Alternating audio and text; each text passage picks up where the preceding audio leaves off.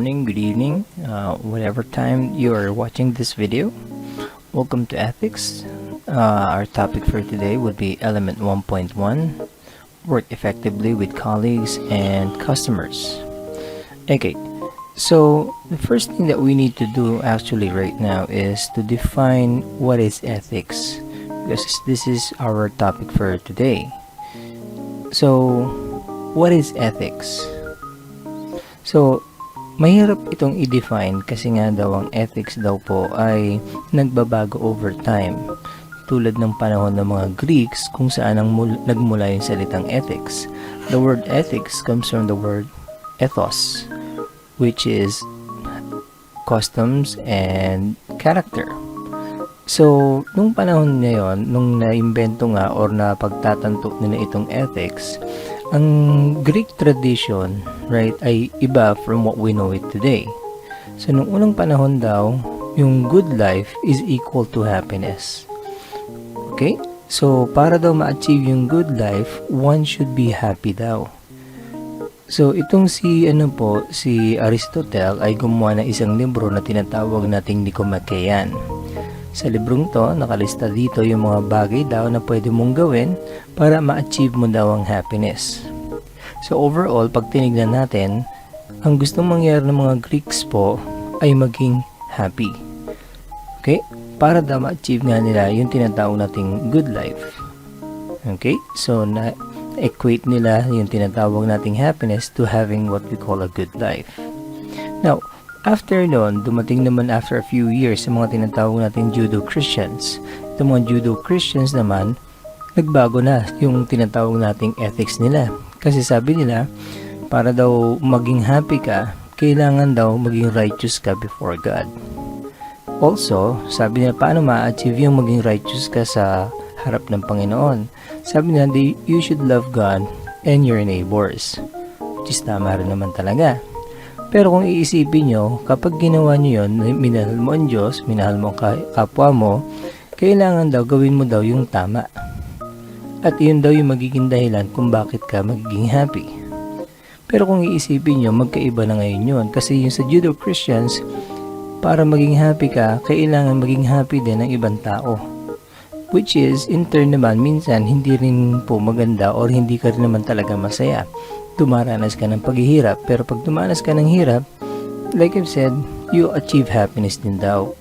Yung pagsasacrifice natin. Okay? Yung example nun. Now, itong tinatawag nating ethics is a branch of philosophy nga raw, kung saan pwede nating sabihin it is the study of the righteousness and wrongness of a human action. So, yun siya. Next naman, since nandito na rin tayo sa topic ng ethics, meron pang isang word tayo na sinasabi nating halos kapareho ng tinatawag nating ethics. This is what we call morality. So, let's define both of them para medyo mas malinaw para sa atin kung ano pinagkaiba ng dalawa.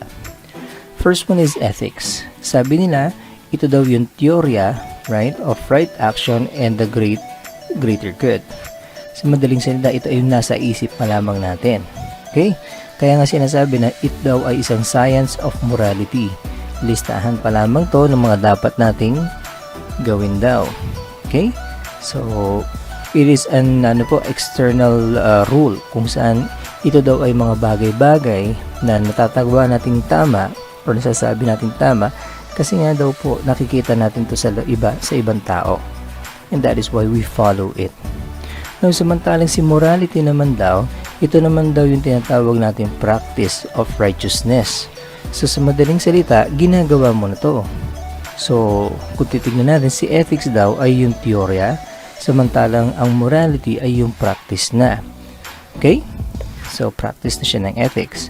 At ang pinagkaiba ng dalawa would be yung isa ay from external, samantalang ito daw ay internal. Ibig sabihin, ikaw mismo ang nagsasabi na ito ay tama, ito yung dapat kong gawin.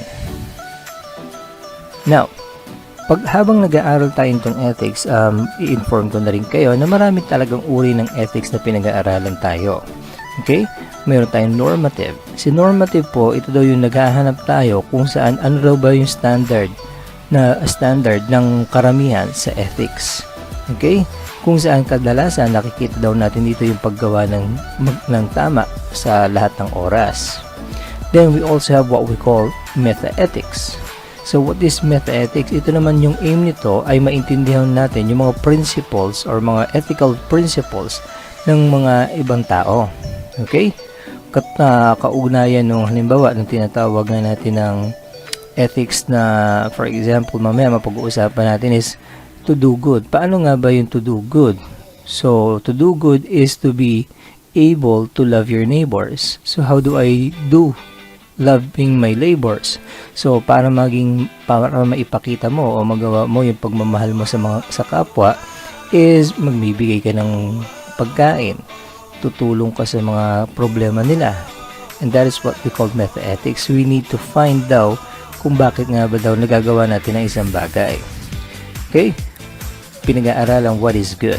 Now, we also have what we call applied ethics. The applied ethics naman, parang ganun din, pero application na ito mismo ng mga ethical and moral thoughts or theories na pinopropose kung saan ethical daw ang isang bagay. Okay? Kung saan daw bagay daw or ethical ang isang ethics. Basically, pinapaliwanag dito kung kailan daw natin dapat gawin ng isang bagay, kung kailan daw ito nararapat.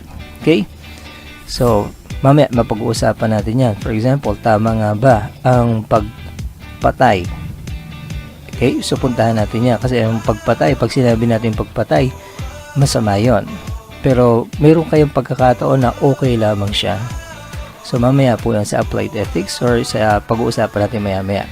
And we also have what we call the descriptive ethics. Okay, so sa descriptive ethics naman, pinag-uusapan naman dito, excuse me, yung ethics na nakalap po natin sa karamihan ng tao or kung ano yung ginagawa ng karamihan ng tao. So ito naman po daw si descriptive ethics.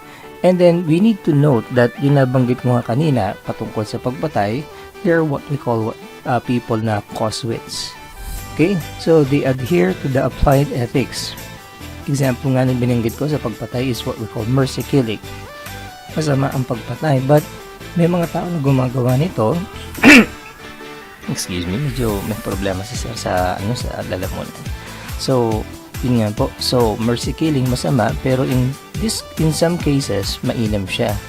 Kasi why do we need to allow another person to suffer kung alam naman natin na naghihirap talaga siya? Right? Pwede naman natin daw siyang patayin para hindi na siya masyadong mahirapan. So, again, doon po ay depende po sa tao kung gagawin ba niya yan or hindi. Moving on. So, para mas makita natin kung gaano kalawak ang pinag-aaralan natin, there are different types of ethics at ito yung example niyan. Okay? So, si ethics daw inahati sa iba't ibang categories. So, one of which is bioethics. Sa loob mismo ng bioethics, marami pa ulit tayong subcategory kung saan pinapractice pa rin natin yung ethics. So, this is just to give you an idea na malawak talaga ang subject na ethics. Now, things to consider when communicating. So, ito na mismo yung first part ng module natin. Ito mismo si element 1.1. So, things that we need to consider daw when we are communicating. Okay? So, the first one is what we call language. Okay? So, si language does not pertain dun mismo sa particular language. But it tells us na yung mga salita na ginagamit natin sa pakikipag-usap sa ibang tao ay dapat po tinitignan natin mabuti. Sa lengguwahe kasi meron tayong tinatawag na polite at meron din tayong tinatawag na casual. So, depende po sa taong kausap mo kung alin ang gagamitin mo. Then we also have what we call the tone. Si tone naman daw po sets the mood daw po sa sinasabi mo. So again, kapag ka mataas ang tono, medyo maaaring galit ka. Pag medyo malumanay ka naman, sasabihin maaaring ikaw po ay malungkot. And that is why sinasabi po, mahalaga yung dalawang bagay na yan kapag nakikipag-usap tayo sa tao. Now, so pagka tayo ay nakikipag-communicate, especially in the work field, right? Sino ba daw ang ating kinakausap? Kanino tayo nakikipag-communicate? So that means, or that is what we call the customer. So there are two types of customers na pag-uusapan natin. So we have what we call the external customer, kung saan sila daw ay galing sa labas ng business at sila ay nagpa-participate lang sa business natin by buying or acquiring our services. And we also have what we call the internal customers. Sila naman ay customers, right, na nanggagaling mula sa loob mismo ng business. Actually po pwede po itong mga kasamahan natin. Sir, bakit po sila internal customer? Kasi meron din silang kinakailangan mula sa atin. For example, information, pwedeng kailangan nilang ano yung in-order ng guest kung ikaw yung waiter. So, we need to communicate with the waiter, or the waiter needs to communicate with the chef para magkaroon sila ng intindihan kung ano nga ba yung in-order at ano yung ipiprepare para sa guest. Next, why do we communicate? Siyempre, nakikipag-communicate tayo para makapag-transfer daw ng tinatawag nating information. But the question is, what is effective communication or how do we achieve effective communication? So, syempre, meron tayong konting rules para dyan. The first one is every message should have what we call a purpose. Lahat ng sasabihin natin dapat po meron dahilan. Hindi na lamang po na bigla na lang natin nasabi. So, we need to be careful po, especially po sa ating mga customers. Also, try to remember, isa rin tong bagay na dapat intindihin nyo kapag ka tayo po ay nagpo-post po sa internet that we need to think first before we click. Next naman po, sabi niya, messages should match the interests and abilities of the receiver. Ibig sabihin, kung mapapansin sa image natin na ginamit ko, mas matanda yung lalaki kaysa dun sa batang babae. So, maaari po yung sinasabi niya ay hindi pa iintindihan ng bata or hindi doesn't make sense pa para sa kanya. Okay? Next naman po, yung mga unnecessary words ay dapat daw tinatanggal natin sa mga gusto nating sabihin daw sa ating mga guests. Kung halimbawa tayo ay disappointed or naiinis na sa guest, we should omit that. Kasi nga po, it is unethical for us to be able or to be rude to our customers. Okay? So we need to omit those na hindi naman po kinakailangan talaga. Like hate words. Okay? Next. Sabi natin, kailangan daw piliin daw natin din yung mga sasabihin natin ay pasok po sa naipag-aralan ng kausap natin. Sa madaling salita, kung ang isang bagay na sasabihin natin ay kaya naman natin sabihin ng madali, yun na lang ang gamitin natin. Kung sakasakali pong medyo mahirap po paintindi doon sa ating kausap yung sinasabi natin, pwede natin gamitin yung mga definitions naman po or mga salita na nababagay na naaarok ng ating kausap. For example, this picture of Rancho. If you do not know Rancho, you should watch the movie Three Idiots. So, ginamit ko siyang example kasi meron siyang sinabi sa teacher niya nung siya ay pinagalitan at pinaalis sa kwarto. Okay? Kasi he was trying to explain kung ano daw ang tinatawag nating machine. Ang problema, definition niya ang sinasabi niya, not from the module or not from the book. So, nagalit ang teacher niya, sabi niya dapat daw ikaw ay sa philosophy class at hindi daw sa engineering. So, meron kasi siyang naiwan nung siya ay pinalabas. Bumalik siya para kuhanin to. Tinanong siya ng teacher niya at ang sabi ng teacher niya, ano nakalimutan mo?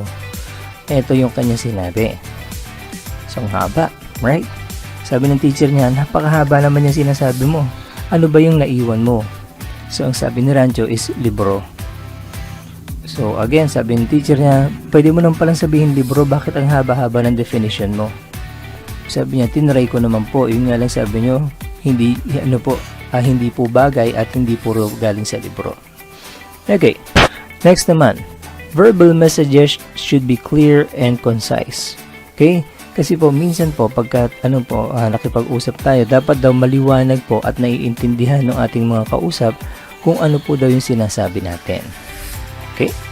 So, those are just a couple of rules daw po kapag tayo ay nakikipag-communicate. Now, there are multiple ways of communicating. Okay? So, the first one is what we call the verbal communication or verbal communication skills. So, ano daw si verbal communication skills? It involves daw yung sending and receiving of messages or information via language or speech. Okay? Now, ang tanong, kung ganun po pala yung communication, is communication a one-way thing? Katulad ng TV? The answer is no. Hindi po siya one-way thing. Kailangan daw po kasi magkakaroon tayo ng tinatawag nating feedback pagka nakikipag-usap tayo sa ating mga guests, customers, or co-workers. Kasi pag sinabi nating feedback ay hindi nangyari, maaari daw nating sabihin nagkaroon lamang ng monologue at hindi nagkaroon ng dialogue. Okay? Kung saan isipin din natin kapag walang feedback, posibleng sabihin ng isang guest or ng isang tao na hindi naman talaga nagkaroon ng communication. Try to imagine again si TV. Kaya nyo bang kausapin si TV? Pwede naman, yun nga lang hindi kayo niya maiintindihan or hindi niya maipapadala sa kanya yung gusto mong sabihin. Okay? Now, what is the composition naman of what we call communication? So, sabi nga nila, ang verbal communication daw is questioning and listening. Okay? And then answering. Tama nga naman, like I've said, merong feedback. So, ibig sabihin, pwede kang magtanong, may sasagot, at ikaw naman daw ay makikinig. Okay? Next naman po. So, si non-verbal communication naman daw involves a lot of things. Katulad ng body language, facial expression, right? Ano pa nga ba? Yung galaw mo.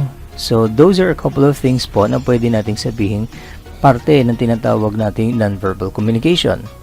Pero, minsan daw kasi si non-verbal communication ay nangangailangan gumamit or i-express daw sa ibang paraan or sa isang specific na paraan. Tulad ng tinatawag natin si written communication. Sa written communication, non-verbal siya, right? So, medyo mahirap mag-express ng tinatawag nating emotions o kaya ng tono. So, maraming paraan daw para gawin to. Isa po would be yung mga punctuation marks. Pero, how about kung hindi po siya mga salita muna? Sa written communication, sir, kasi minsan may pagkakataon na ang tinatawag natin written communication ay kailangan gumamit ng graphics.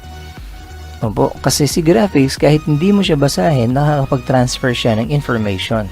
For example, let's have this image. So, ito po ay napagdaanan nating lahat. Pero malamang isa ka rin po sa naguluhan kung ano nga po pala ang ibig sabihin ng mga yan.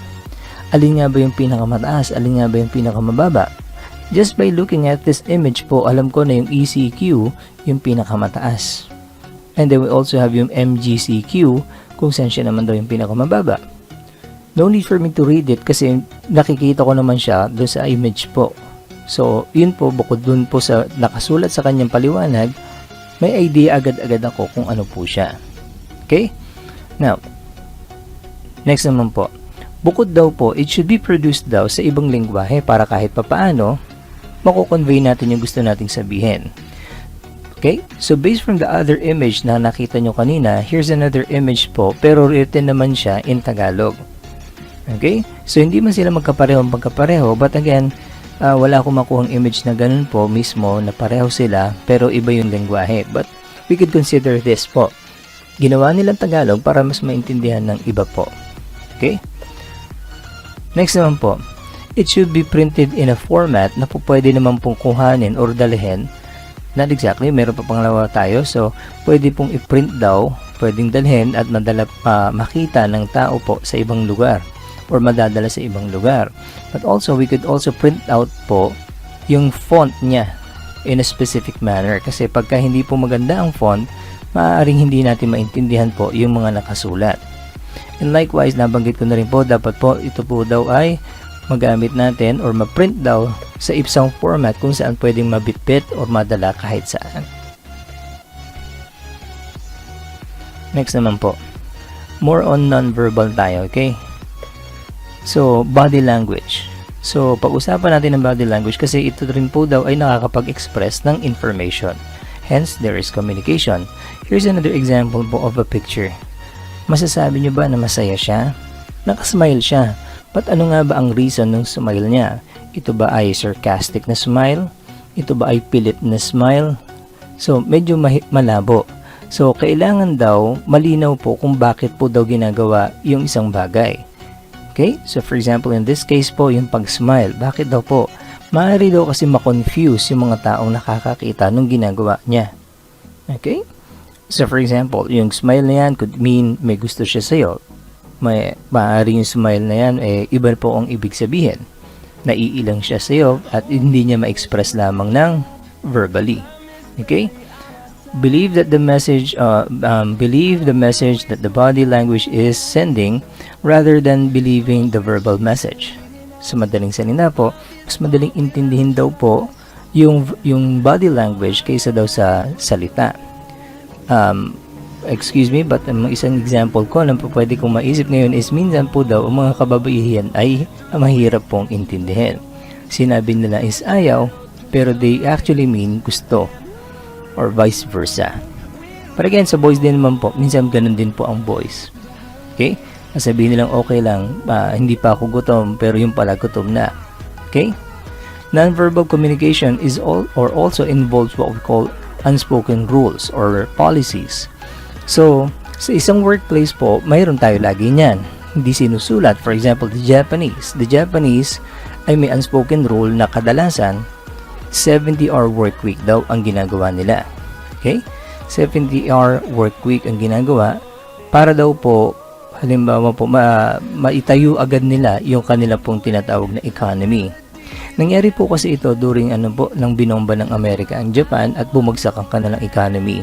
So, marami po ang nagsabi na kailangan ibangon agad ang kanilang ekonomiya, hence they were working very very hard. Na hanggang ngayon, nabitbit pa rin po nila. Okay? So again, pagka nagtrabaho kayo sa Japan, there could be a chance na kailangan mong gumawa or pagtrabaho for 70 hours sa isang kumpanya. Pero hindi nila sasabihin sa iyo yon. Another example po ng tinatawag po natin ganyan is yung pag sila po ay makatapos po ng trabaho, let's say yung grupo nyo or yung department nyo ay let's say kakain or iinom. So again, it's an unspoken rule na dapat sumama ka kasi bilang part daw ng team dapat kasama ka. Pag hindi ka sumama, ibig sabihin daw nun wala kang pakisama or hindi ka parte ng team. Okay? Next naman po. So, paano daw natin dapat malaman daw yung mga tinatawag nating unspoken rule? So, mayroon tayong mga bagay-bagay na pwede natin gawin para malaman natin yung unspoken rule. Okay? So, sabi nga nila, yung una daw po would be read the policies and procedures. Maaari hindi nila sinabi sa iyo na pwede kang dumating ng gantong oras na maaga, right? At ikaw ay ma-overtime or pwede rin namang vice versa, malate ka ng lumabas. Okay? So basahin po kasi hindi lahat po ay maipapaliwanag sa iyo ng boss mo or ng HR. Next naman po, we could look and listen po. So yung mga kasamahan natin, pwede natin panoorin kung ano nga ba yung po pwedeng gawin at hindi pwedeng gawin po sa trabaho. Okay? Next naman po, you could ask your supervisor kung totoo nga ba yun or alin nga ba yung dapat mong gawin. Like I've said, when I was in Japan, ganun din po ginawa ko kasi hindi ko alam na 70-hour work week. So, nagtanong ako kasi sa totoo lamang po, dinaan lamang nila sa salitang kailangan mo mag-overtime kasi mas malaking pera ang maiuwi mo kapag ganon. So, yun siya. So, nung tinanong ko boss ko, pinaliwanag niya, isa itong unspoken rule, kailangan natin mag-render ng 70-hour work week. Okay. Ano nga naman daw yung ating kailangan i-communicate? Pero again, tandaan natin, we have two types of customers. So, magkaiba daw yung mga bagay-bagay na kailangan nating ipasa sa kanila. Okay? So, the first one is what we call the customers. Okay? So, ano daw yung pwede nating gamitin po para or sabihin para makipag-communicate daw sa ating mga customers? The first one is providing information. Okay? So, mag-provide tayo ng information about such products and services. Again, mas maganda po kung halimbawa po pinapaliwanag natin sa guest natin kung ano nga ba daw yung mga bagay-bagay na mayroon pong pwedeng i-offer ang ating kumpanya. Next naman po, it is important that the staff only have communication skills, okay, but a good understanding of the product knowledge. Sa madaling salita, mas kilala mo dapat yung produkto or serbisyo binibigay natin or ino-offer natin sa guest para maibenta raw natin ito ng mas maayos at maintindihan ng guest yung benefits niya. Now, there is a golden rule na dapat natin tatandaan kapag ka nakikipag-usap sa mga customers. Okay? The first one would be, never say I don't know. So, syempre, ikaw ay nagtatrabaho sa isang kumpanya, dapat alam mo yung mga bagay-bagay na ginagawa nyo or ino-offer nyong serbisyo. Okay? Now, another thing is, you should always be truthful. Kung wala itong bagay na to, huwag tayo mangangako na kaya nating ibigay ito. Also, kung sakasakali naman pong may pangyayaring hindi maganda o kaya hindi natin pwedeng ibigay yung hinihiling ng guest, we should always apologize. Also, we need to inform them kung naaalamin mo yung sagot sa kanilang katanungan. Kung hindi mo man alam, sabihin mo na lamang is, aalamin ko po para sa inyo. I will ask my co-workers, my manager about it po. So, yun siya. And, pagka ginawa mo yun, sinabi mo sa kanila yun, syempre, kailangan hanapin mo talaga yung sagot. And then, magre-report ka ulit doon sa guest kung ano yung nakalap mo na information. Okay? Next naman po. So, nabanggit natin yung tinatawag natin product knowledge. Okay? So, ano nga ba daw yung mga paraan para mas makilala mo yung produkto o serbisyo na binibenta ng inyong kumpanya? So, the first one is, sabihin natin, makipag-usap ka sa mga colleagues mo. Matututo ka ng mga technique kung paano mo ipapaliwanag sa guest. Ano yung ipapaliwanag mo sa guest sa certain situations. We also have what we call yung tinatawag nating attending staff meetings. So, staff meetings, madalas yan nangyayari sa kumpanya para magkaroon po ng retraining o kaya ng upgrade po ang mga miyembro ng kumpanya. So, maganda yan para matuto ka ng mga bagay na hindi mo naman po pwedeng itanong sa kasamahan mo. Next, we could also attend yung tinatawag nating product launches. Maaring ito, gagastos ka ng sarili mong pera para matuto ka patungkol din sa field ng yung pinagtatrabahuhan. Okay? So, a-attend ka ng mga launches, product launches, right? O kaya yung mga tinatawag nating mga events kung saan may mga iba't ibang produkto patungkol sa career mo ay makikita mo or makikilala mo po. Okay?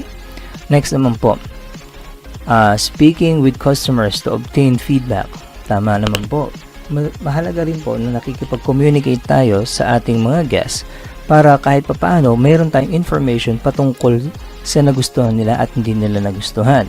Maaaring mayroon pa tayong makalap na information na hindi pa natin alam mula sa kanila. Next naman po, speak with friends and family. So, basic na yan. Like I've said kanina sa colleagues, again, yung colleagues pwede nating hindi i-consider ng mga kaibigan. But in this case naman po, makipag-usap ka rin sa mga kaibigan mo, malay natin, meron silang alam na hindi pa natin alam. Okay? Next, speak with the sales representatives. Siyempre, yung company nyo ay kumukuha din po from another company. Let's say, service providing industry tayo, restaurant. May mga nagde-deliver dyan ng tinatawag po nating mga ingredients. Kausapin natin sila. Paano nga ba malalaman kung fresh? Paano nga ba malalaman kung we get the best po, the best deal for what we are offering them. So, yan po yung ginagawa natin. So, speak with industry representatives, which is very similar doon sa nabanggit ko. So, when we say industry representative, sila naman po yung mga taong go-to persons kapag or patungkol sa isang particular career or trabaho o kaya service. So, for example, when it comes to cooking, we need to talk to chefs. Okay? So, when we need to talk about, let's say, another specific ingredient, we need to talk to another person naman daw po that is, sabihin natin, knowledgeable for that topic or for that type of ingredient. Next naman po, speaking, listening. Yeah, pwede tayong makinig, pagbasa. Maraming information ang hindi natin nakikita kasi hindi tayo masyadong nakikinig or minsan naman ay hindi tayo masyadong umiintindi sa mga babasahin na tinitignan natin. Again, there are a lot of information na makukuha natin dito at hindi na natin kinakailangan itanong pa sa ibang tao. Okay? Next naman po is visit other venues. So, bisita ka sa ibang lugar para kahit papaano makita mo naman po kung yung mga bagay na na-offer ng ibang company na hindi na-offer ng iyong company. Okay? So, sa ganitong paraan, mas nakikilala mo yung produkto na ibinebenta mo. Meron pala kami nito, samantalang yung kabilang kumpanya wala. Maaaring makita mo na, kulang pala yung aming produkto or serbisyo dahil yung kabila, meron pala. Okay? And that is how you guys, again, increase what you call product knowledge.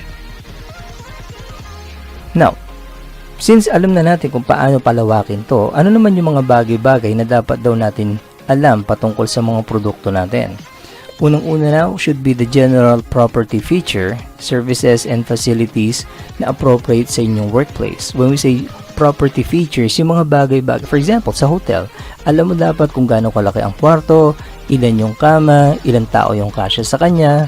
Let's say yung bathroom, kilala mo din siya, saan siya nakaharap. Those are what we call general property features. When I say saan nakaharap, siya ba yung nakaharap sa north face, sa south face, etc.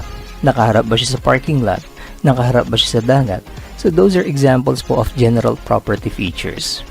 Next naman po, syempre dapat meron din tayong alam patungkol sa special features niya. Okay? Katulad ng isang kwarto, alam mo ba na siya ay mayroong jacuzzi? Alam mo na siya ay maganda pagdating sa hapon kasi nakaharap siya sa dagat. So those are special features at marami pa. Okay? Next naman po, benefits daw na available for customers. Alam mo, meron silang in-avail na kwarto. Pwede mong sabihin sa kanila na yung avail nyo po ay mayroon pong libreng gantong ganyan. If you're going to extend your stay po, mayroon pa po kayong makukuhang iba. Okay? But besides dan po sa mga benefits, etc., kailangan pati din po yung disadvantages.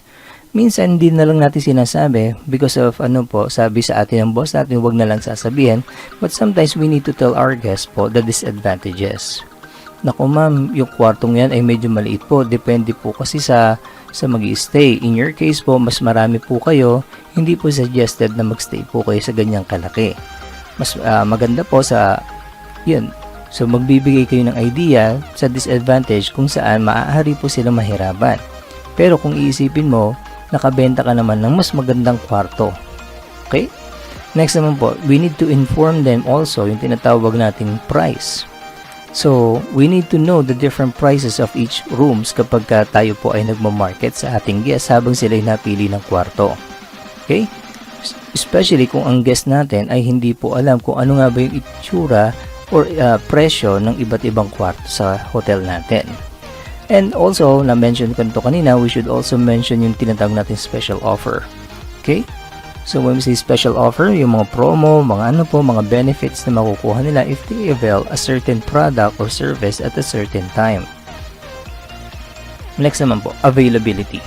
One of the things na dapat po inuuna natin when we are in the hotel. Sir, bakit po? Kapag ikaw ay front desk personnel, hindi natin po pwedeng kuhanin agad yung pangalan, agad-agad.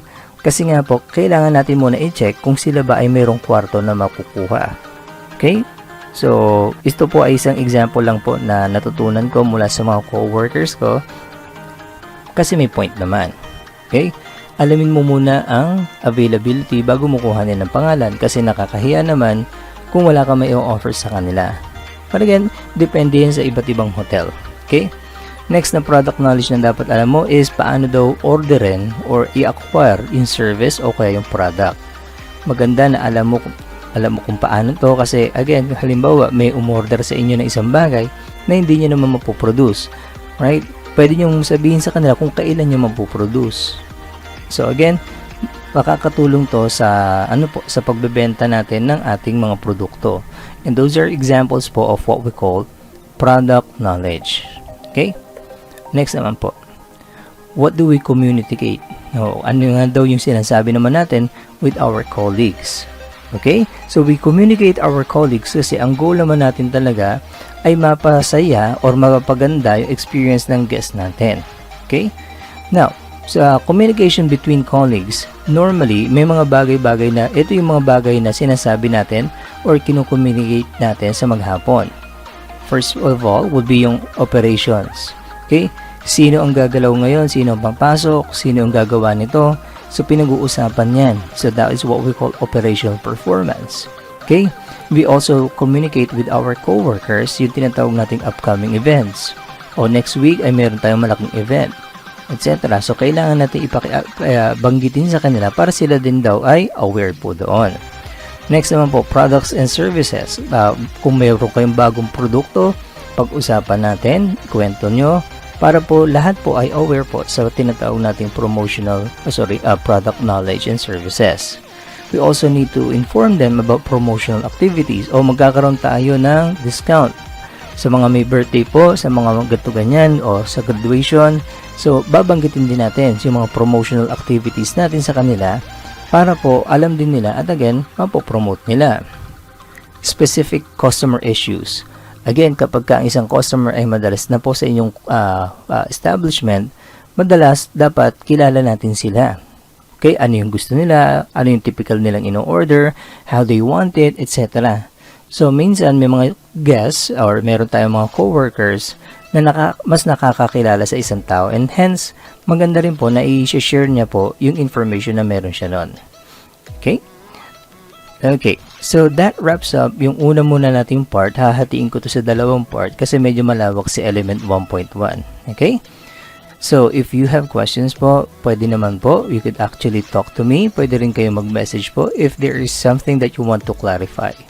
Okay? Maraming salamat po. This will be part 1 of element 1.1.